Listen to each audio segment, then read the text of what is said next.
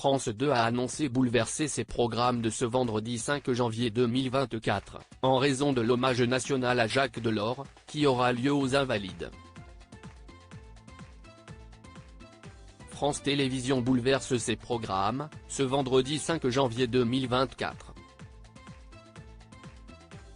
En effet, le groupe audiovisuel public a annoncé dans un communiqué publié ce mercredi, qu'il proposera une édition spéciale présentée par Juliane Bugier, à l'occasion de la cérémonie hommage national à Jacques Delors, qui se tiendra aux Invalides et sera présidée par Emmanuel Macron.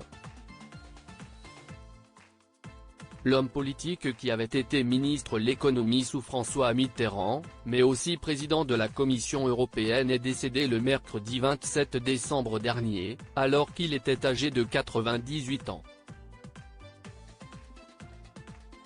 France 2 bouleverse ses programmes en raison de la cérémonie hommage à Jacques Delors. Les premiers changements de programme auront lieu dans la matinée, dès 9h25 sur France 2, avec la rediffusion du documentaire de Cécile Amar, intitulé Jacques Delors, itinéraire d'un Européen.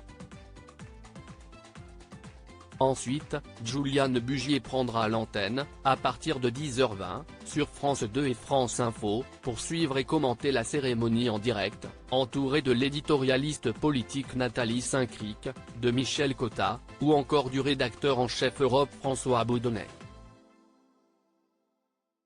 France Télévisions précise aussi que plusieurs reporters feront vivre les grands moments de la cérémonie, depuis Paris et Bruxelles.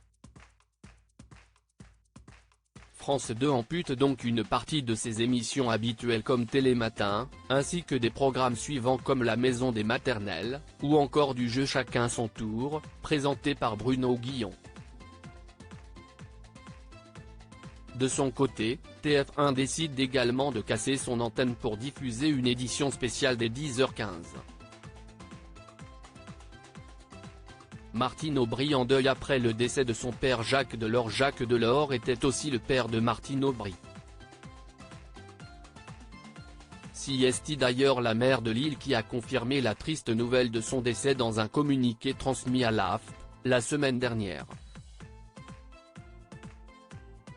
Il est décédé à son domicile parisien dans son sommeil, avait-elle précisé. L'ancien président de la Commission européenne s'est éteint 3 ans après son épouse Marie Le Fay.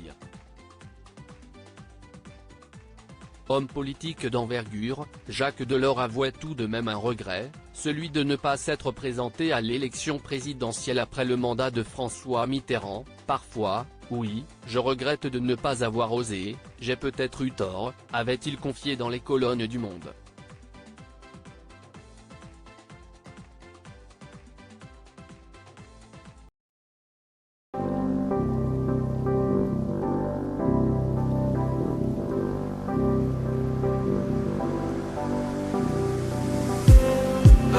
Just